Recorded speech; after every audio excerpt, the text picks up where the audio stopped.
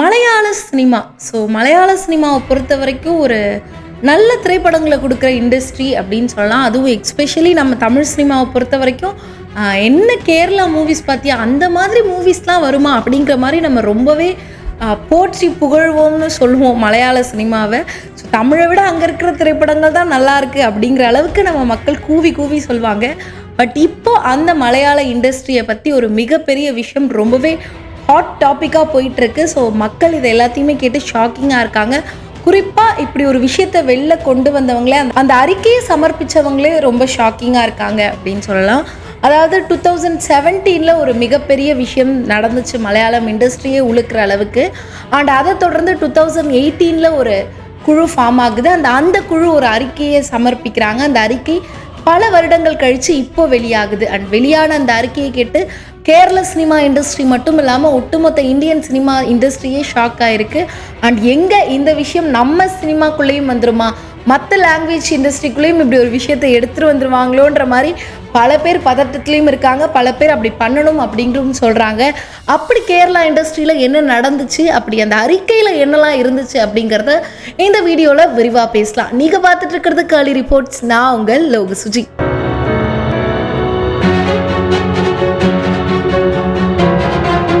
மலையாள சினிமா. இங்கே ஏற்கனவே 2017 ஒரு விஷயம் நடந்துச்சு. இது இந்த ஒட்டுமொத்த இண்டஸ்ட்ரியே திரும்பி பார்க்க வச்சு என்னடா இது அப்படின்னு கேள்வி கேட்க வச்சது ஒரு பிரபல நடிகை. இவங்க யாருன்னு நான் அவங்களுக்கு சொல்ல தேவையில்லை. I don't want to mention her name, but every one knows her. ஏன்னா அவங்க தமிழ்லையுமே நிறைய படங்கள் பண்ணியிருக்காங்க. அந்த ஹீரோயினுக்கு 2017 ஒரு பாலியல் ரீதியான துன்புறுத்தல் நடத்தப்பட்டுச்சு. அதாவது அவங்க 2 hours கடத்திட்டு போகப்பட்டாங்க. ஒரு ஷூட்டிங் ஸ்பாட்டுக்கு போக வேண்டிய அவங்களுடைய டிரைவரால் 2 hours அந்த இடத்துல இருந்து கடத்திட்டு போகப்பட்டு அண்ட் அது பிறகு அவங்க மீட்கப்பட்டாங்க.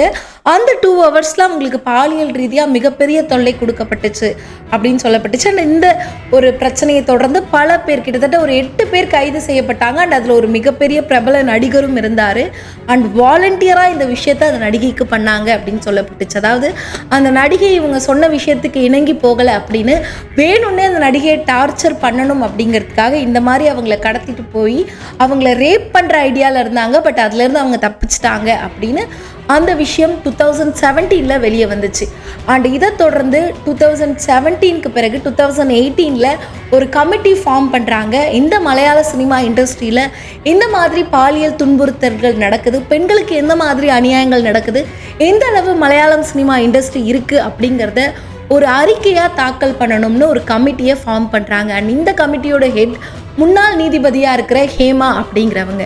2018 இந்த கமிட்டி ஃபார்ம் பண்ணப்படுது. இதன் பிறகு 2019 இதற்கான ஒரு அறிக்கையை ரெடி பண்ணி அவங்க அதை சப்மிட்டும் பண்ணிடுறாங்க. அவங்க அதை சப்மிட் பண்ண பிறகு பல வருஷங்களாக இந்த அறிக்கை வெளில வராமலே இருக்குது. அண்ட் ரீசண்டாக RTE, அதாவது தகவல் அறியும் உரிமை சட்டத்தின் மூலமாக அந்த அறிக்கையை வெளில கொண்டு வராங்க. இந்த அறிக்கை ஏன் இவ்வளோ வருஷமாக வெளியே வரல, என்ன நடக்குது அப்படின்னு கேள்வி கேட்டால் கிட்டத்தட்ட இவங்க அதை சப்மிட் பண்ணது 2019, இப்போ 2024 ஆகுது. 4.5 வருஷமாக இந்த அறிக்கை ஏன் இன்னும் வெளியே வரல அப்படின்னு கேள்வி கேட்டால் என்ன சொல்கிறாங்க அப்படின்னா, அந்த அறிக்கையில் ரொம்ப பெரிய பெரிய ஆட்களுடைய பேர் இருக்குது, அவங்களுடைய பர்சனல் லைஃப்பும் இருக்குது. அதனால தான் இந்த அறிக்கையை நாங்கள் வெளில விட தயங்கணும் அப்படின்னு சொல்லியிருக்காங்க.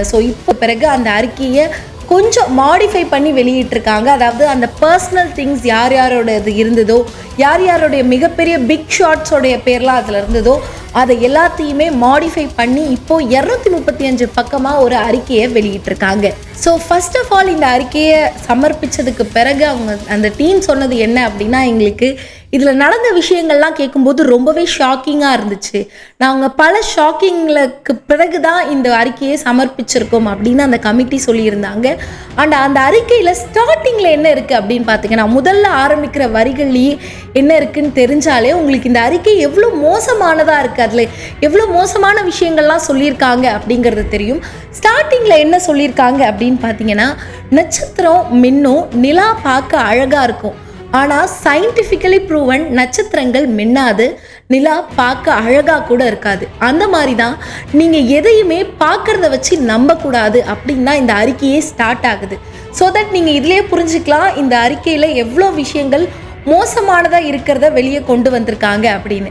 அண்ட் இந்த அறிக்கையில் இருந்த விஷயங்களை நான் அடுத்தடுத்து உங்களுக்கு சொல்கிறேன். கிட்டத்தட்ட ரொம்ப முக்கியமாக ஒரு 17 விஷயங்களை நான் எடுத்து வச்சுருக்கேன் இந்த அறிக்கையில் இம்பார்ட்டண்ட்டாக மலையாள சினிமா பற்றி சொன்னது. அண்ட் அது என்ன அப்படிங்கிறத நான் உங்களுக்கு அடுத்தடுத்து சொல்கிறேன். ஸோ ஃபர்ஸ்ட் விஷயம் என்ன அப்படின்னு பார்த்தீங்கன்னா, தொழில் வாய்ப்புக்காக, அதாவது இந்த மாதிரி ஒர்க் பண்ணும் அப்படிங்கிறதுக்காக பாலியல் ரீதியாக அவங்க துன்புறுத்தப்படுறாங்களாம். அதாவது அவங்க உள்ள நுழையணும், மலையாள சினிமா இண்டஸ்ட்ரிக்குள்ளே ஒரு பெண் நுழையணும் அப்படின்னாலே அவங்களுக்கு ஃபர்ஸ்ட் வைக்கிற ஒரு பேரிகார்டு அல்லது அது ஒரு கேட்டாக இருக்குது அப்படின்னா அது வந்து இந்த மாதிரி அவங்களுடைய இச்சைக்கு இவங்க இணங்கி போகணும் அப்படிங்கிறது தான். ஒருவேளை அவங்க இணங்கி போனாங்க, அதுக்கு ஓகே சொன்னாங்க அப்படின்னா அவங்க அதுக்கடுத்து சர்வைவ் ஆகலாம், சினிமா இண்டஸ்ட்ரிக்குள்ளே நடிக்கலாம். அப்படி இல்லை அப்படின்னா அவங்க அப்படியே கொஞ்சம் கொஞ்சமாக மலையாள சினிமா இண்டஸ்ட்ரியிலேருந்து ஒட்டு மொத்தமாக ஒதுக்கப்படுவாங்க அப்படின்னு சொல்கிறாங்க. அண்ட் செகண்ட் என்ன பார்த்தீங்கன்னா, போகிற இடத்துல எல்லாமே அவங்களுக்கு வந்து அப்யூஸ் நடக்குது. அதாவது ஒரு இடத்துலேருந்து இன்னொரு இடத்துக்கு ட்ராவல் பண்ணுறதா இருக்கட்டும், அவங்களோட கேரவனாக இருக்கட்டும், எல்லா இடத்துலையுமே அந்த ஹீரோயின்ஸுக்கும் மலையாள சினிமா இண்டஸ்ட்ரியில் இருக்கிற பெண்களுக்கும் குறிப்பாக அவங்களுக்கு அப்யூஸ் நடக்குது அப்படின்னு சொல்கிறாங்க. ஒருவேளை இவங்க சொல்கிற அந்த பாலியல் இச்சைக்கு அவங்க இணங்கலை, இவங்க சொல்கிற மாதிரி அவங்க கேட்கலை அப்படின்னா அதுக்கான தண்டனை கூட அந்த பெண்களுக்கு கிடைக்குது. அவங்கள இண்டஸ்ட்ரியிலேருந்து ஒதுக்கி வைக்கிறதா இருக்கட்டும், அவங்கள வந்து ஒருவேளை அடுத்து வேறு ஏதாவது படத்தில் கமிட் ஆனாங்க அப்படின்னா அதுக்கான டார்ச்சர்ஸ் கூட நடக்குது அப்படின்னு சொல்கிறாங்க. அண்ட் அடிப்படையான உரிமையே மீறப்படுது அப்படின்னு சொல்கிறாங்க. அதாவது மனித உரிமைன்னு சொல்லுவாங்க. ஒரு பேசிக்காக ஒரு ஹியூமனுக்கு இதெல்லாம் கிடைக்கணும் அப்படின்னு சொல்லுவாங்க. ஒரு பாதுகாப்பாக இருக்கட்டும், ஒரு உணவாக இருக்கட்டும், ஒரு டாய்லெட்டாக இருக்கட்டும், இந்த மாதிரி விஷயங்கள் கூட பேசிக்கான ஹியூமன் திங்ஸ் கூட மறுக்கப்படுது பெண்களுக்கு அப்படின்னு சொல்கிறாங்க. காரணம், இப்போ நான் இந்த விஷயங்கள்லாம் சொல்கிறது வந்து ஒரு மிகப்பெரிய ஹீரோயினாக அவங்க மலையாள சினிமா இண்டஸ்ட்ரிக்குள்ளே இருக்காங்க அப்படின்னா அவங்களுக்குமே அங்கே டார்ச்சர் இருக்குது. பட் இந்த மாதிரி பேசிக் திங்ஸ் மறுக்கப்படுறது சின்ன சின்ன ரோலில் இருக்கிற பெண்களுக்கு கூட இந்த மாதிரி பேசிக் திங்ஸ், அதாவது ஒரு மனிதனுக்கு அடிப்படையாக தேவைப்படுற பாத்ரூம் அந்த மாதிரி திங்ஸ் கூட பெண்களுக்கு மறுக்கப்படுது அப்படின்னு சொல்கிறாங்க. அண்ட் ரொம்ப முக்கியமாக பாதுகாப்பே இல்லை அப்படின்னு சொல்கிறாங்க. அவங்க ஒரு இடத்துல தங்கினாலோ வேறு ஏதாவது ரூமில் ஸ்டே பண்ணாலோ கேரவனில் ஸ்டே பண்ணாலோ ஒரு ப்ரொடக்ஷன் அப்படிங்கிறதே கிடையாது. ஒரு பாதுகாப்புக்கு 4 பேர் இருக்காங்க அப்படிங்கிற மாதிரியே இல்லை அப்படின்னு மென்ஷன் பண்ணியிருக்காங்க. அண்ட் ரொம்ப முக்கியமாக இந்த மாதிரி பாலியல் ரீதியாக அந்த பெண்கள் வந்து ஒத்து போகலை அப்படின்னு சொன்னால் அவங்கள பேன் பண்ணுறாங்களாம். அதாவது இப்போது நம்ம தமிழ் சினிமா இண்டஸ்ட்ரியிலே நிறைய கேள்விப்படுறோம், இவங்களுக்கு ரெட் கார்டு கொடுத்துட்டாங்க, இவங்கள பேன் பண்ணுறாங்க இந்த மாதிரி. பட் இதே மாதிரி பேன் பண்ணுறாங்க, ஆனால் அது இல்லீகலாக இருக்குது, லீகலாக பேன் பண்ணலை. ஸோ இவங்க இதை பண்ணிட்டாங்க, இதனால் நாங்கள் இவங்களை லீகலாக பேன் பண்ணுறோம், இந்த மாதிரி இல்லாமல் இல்லீகலாக யாருக்குமே தெரியாமல் இந்த ஹீரோயினை வந்து இதுக்கு மேலே நடிக்க வைக்கக்கூடாது அப்படின்னு ஒரு குறிப்பிட்ட குழு வந்து முடிவெடுத்துட்டு அது அப்படியே பாஸ் ஆகி அந்த ஹீரோயினை ஒட்டு மொத்தமாக விலக்கியே வச்சிடறாங்களா. ஸோ இந்த மாதிரி இல்லீகல் பேன்ஸ் இருக்குது அப்படின்னு சொல்கிறாங்க. அண்ட் பாலியல் ரீதியான இச்சைக்கு ஒத்து போகாத அந்த பெண்கள் ரொம்பவே அமைதியான முறையில் மிரட்டப்படுறாங்களாம். இந்த மாதிரி நீங்கள் ஒத்து போகலை அப்படின்னா உங்களை இதை பண்ணிவிடுவோம் அதை பண்ணிவிடுவோம்னு ரொம்பவே சைலண்ட்டான த்ரெட்னிங் இருக்குது அப்படின்னு சொல்கிறாங்க. அண்ட் மேல் டாமினேஷன் அப்படிங்கிறது ரொம்பவே ஜாஸ்தியாக இருக்குது மலையாள சினிமா இண்டஸ்ட்ரியில் அப்படிங்கிறாங்க. அண்ட் இதை வந்துட்டு அவங்களுக்கு ஒரு சம்பளம் கொடுக்கறதா இருக்கட்டும், அவங்களுக்கு ஒரு பாதுகாப்பாக இருக்கட்டும், எல்லாத்துலேயுமே அந்த ஆண்கள் பெண்கள்ன்ற பாகுபாடு இருக்குது. ஒருவேளை அவங்க பொண்ணாக இருந்தாங்க அப்படின்னா அவங்களுக்கு அது எல்லாமே கம்மியாக தான் கிடைக்குது, கரெக்டான சம்பளம் வர்றது கிடையாது, பேசின சம்பளத்தை கொடுக்கறது கிடையாது, இந்த மாதிரி பல விஷயங்கள் பெண்களுக்கு நடக்குது அப்படின்னும் அந்த அறிக்கையில் சொல்லியிருக்காங்க. கான்ட்ராக்ட் வயலேஷன் பண்ணுறாங்க அப்படின்னும் மென்ஷன் பண்ணியிருக்காங்க. அதாவது இந்த மாதிரி உங்களுக்கு இவ்வளோ சம்பளம், உங்களுக்கு இத்தனை நாட்கள் உங்களுக்கு டேட் அப்படின்லாம் சொல்லி ஒரு கான்ட்ராக்டை போட்டுட்டு அவங்களுடைய பாலியல் தேவைகளுக்காக பெண்களை வந்து இந்த மாதிரி சம்பளத்தை குறைச்சி கொடுக்கறது. ஒரு வேளை அவங்க அதுக்கு ஒத்து போகல அப்படின்னா, இல்லை அதுக்கு ஒத்து போகல அப்படின்னா வேணும்னே அவங்களுடைய டேட்டை எக்ஸ்டெண்ட் பண்ணி அவங்கள டார்ச்சர் பண்ணுறது, இந்த மாதிரி கான்ட்ராக்டில் ஒன்று சைன் பண்ணிவிட்டு அதன் பிறகு அதை மாற்றி அவங்க இஷ்டத்துக்கு பண்ணுறாங்க. இந்த மாதிரி கான்ட்ராக்டில் வயலேஷன் பண்ணுறாங்க அப்படின்னு சொல்லியிருக்காங்க. அண்ட் அதே மாதிரி ஆன்லைன் அட்டாக்ஸ், அதாவது ஆன்லைனில் அவங்களுக்கு மெசேஜ் பண்ணுறது, ஆன்லைனில் அவங்கள ஹராஸ் பண்ணுறது, இந்த மாதிரி விஷயங்களும் ரொம்பவே ஜாஸ்தியாக இருக்குது அப்படின்னு சொல்கிறாங்க.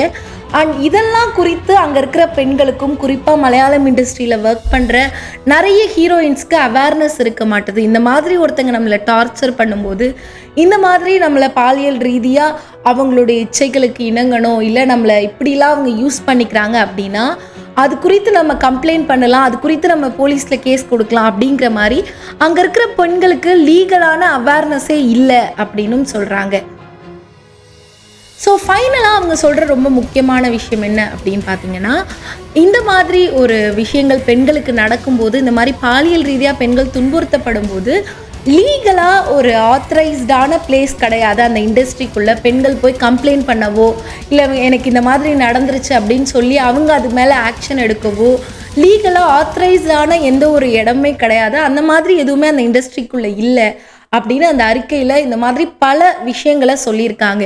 ஸோ இப்போது இந்த அறிக்கை வெளியானதுக்கு பிறகு எல்லாருமே ரொம்ப ஷாக்கிங்காக இருக்காங்க. குறிப்பாக மலையாளம் இண்டஸ்ட்ரியில் இதில் யாருடைய பேர்லாம் இருக்கும், முக்கியமாக அந்த பிக் ஷாட்டுன்னு பர்சனலாக இவங்க மாடிஃபை பண்ண அந்த லிஸ்ட்டில் யாருடைய பேர் இருந்திருக்கும் அப்படின்னு பல கேள்விகள் இப்போ மலையாள இண்டஸ்ட்ரிக்குள்ளே ஓடிட்டுருக்கு. இப்படி ஒரு விஷயம் வெளியே வந்த பிறகு எல்லாருமே ஷாக்கிங்கில் இருக்காங்க. ஸோ குறிப்பாக சினிமா இண்டஸ்ட்ரி அப்படின்னு எடுத்துக்கிட்டால் இந்த மாதிரி விஷயங்கள்லாம் இருக்கும் அப்படின்னு பல பேருக்கு தெரியும். காஸ்டிங் கவுச், அட்ஜஸ்ட்மெண்ட்ஸ், இந்த மாதிரி விஷயங்கள்லாம் கேள்விப்பட்டிருப்போம். பட் அது இந்த அளவுக்கு மோசமான முறையில் இருக்கும் அப்படின்னு யாருமே எதிர்பார்த்துருக்க மாட்டாங்க. அதற்கான அறிக்கை தான் இப்போ வெளியாகி இருக்குது. ஸோ இப்படி ஒரு அறிக்கை மலையாள இண்டஸ்ட்ரிக்குள்ளே வெளியானதுக்கு பிறகு தமிழ் இண்டஸ்ட்ரியிலையுமே இருக்கிற பல ஹீரோயின்ஸ் இதே மாதிரி இங்கேயும் ஒரு அறிக்கையை வெளியிடணும், அதாவது இங்கேயும் வந்து ஒரு கமிட்டி ஃபார்ம் பண்ணி என்ன நடக்குது இந்த இண்டஸ்ட்ரிக்குள்ளே அப்படிங்கிறத பார்த்து இங்கேயும் ஒரு அறிக்கை சமர்ப்பிக்கணும், அதுக்கு ஒரு கமிட்டி ஃபார்ம் பண்ணணும் அப்படின்னு தமிழ் சினிமாலையும் கேட்டிருக்காங்க. அண்ட் இது மாதிரி பல பேர் இதை பார்த்து குரலும் கொடுத்துருக்காங்க இந்த மாதிரி நடக்கணும் அப்படின்னு. அண்ட் இன்னொரு பக்கம் இதை பார்த்து எத்தனை பேர் பயத்தில் இருப்பாங்க அப்படின்னு தெரியல. இதில் நம்ம பேர் வெளியே வந்துருமோ அப்படின்னு பல பேர் இதில் பயத்துலேயும் இருக்கலாம். ஸோ எது எப்படியோ என்ன விஷயங்கள் நடந்தாலும் எண்ட் ஆஃப் த டே பெண்கள் தான் அவங்கள பார்த்துக்கணும் அப்படிங்கிறது தான் உண்மை. எவ்வளோ கமிட்டி ஃபார்ம் பண்ணாலும், எவ்வளோ அறிக்கை வெளியே வந்தாலும் எதுவுமே மாற போகிறது கிடையாது. இந்த அறிக்கையை கிட்டத்தட்ட 4.5 years கழித்து தான் வெளியே வந்திருக்கு. அண்ட் இந்த அறிக்கை மேலே இதுக்கு மேலே என்ன ஆக்ஷன் எடுப்பாங்க, அண்ட் இதுக்கு தொடர்ந்து வேறு ஏதாவது இவங்க அத்தாரிட்டி ஃபார்ம் பண்ணுவாங்களா, இது தொடர்ந்து மலையாள சினிமா இண்டஸ்ட்ரிக்குள்ளே என்ன மாதிரி ஆக்ஷன் இருக்கும் அப்படின்னு தெரியல. அண்ட் பல பேர் கேட்ட மாதிரி தமிழ் சினிமா இண்டஸ்ட்ரிக்குள்ளேயும் இப்படி ஒரு கமிட்டி ஃபார்ம் பண்ணி இந்த மாதிரி ஒரு அறிக்கையை தயார் பண்ணுவாங்களா அப்படிங்கிறதும் தெரியல. ஸோ இது எல்லாமே question mark. End of the day பெண்களோட பாதுகாப்பு அப்படிங்கிறது சினிமா இண்டஸ்ட்ரி மட்டும் கிடையாது, அது எந்த ஃபீல்டாக இருந்தாலும் அது ஒரு கொஷின் மார்க்காக மட்டும்தான் இருக்கும். அண்ட் ஃபைனலி நம்ம மட்டும்தான், அதாவது பெண்கள் மட்டும்தான் பெண்களை பார்த்துக்கணும் அப்படிங்கிறது உண்மை. ஸோ ஜென்ரலாகவே இந்த மாதிரி அடுத்தடுத்து பல விஷயங்களை பேசும்போது அந்த பெண்களுடைய பாதுகாப்பு அப்படிங்கிறது கொஷின் மார்க்காக மட்டுமே இருக்குது. ஸோ என்ன நடந்திருக்கு மலையாள சினிமா இண்டஸ்ட்ரியில், குறிப்பாக இந்த அறிக்கையில் என்னெல்லாம் சொல்லியிருக்காங்க அப்படிங்கிறத சொல்கிறதுக்காக தான் இந்த வீடியோவை மேக் பண்ணேன். அண்ட் இந்த மாதிரி இன்னும் பல தகவல்களை தெரிஞ்சுக்க கேர்லி ரிப்போர்ட்ஸை ஃபாலோ பண்ணுங்கள். அண்ட் குறிப்பாக இப்போது நீங்கள் பார்த்த இந்த வீடியோ பற்றி உங்களுடைய கருத்துக்களை கமெண்ட் செக்ஷனில் பதிவு பண்ணுங்கள். ஸோ தட் எந்த அளவு நீங்கள் வீடியோ பார்க்குறீங்க, இந்த விஷயங்களை எந்த அளவு தெரிஞ்சுக்கிறீங்க அப்படிங்கிறத நான் தெரிஞ்சுப்பேன். அண்ட் இதே மாதிரி இன்னொரு தகவலோடு உங்களை சந்திக்கிறேன். Until then, bye. This is Logu Suji.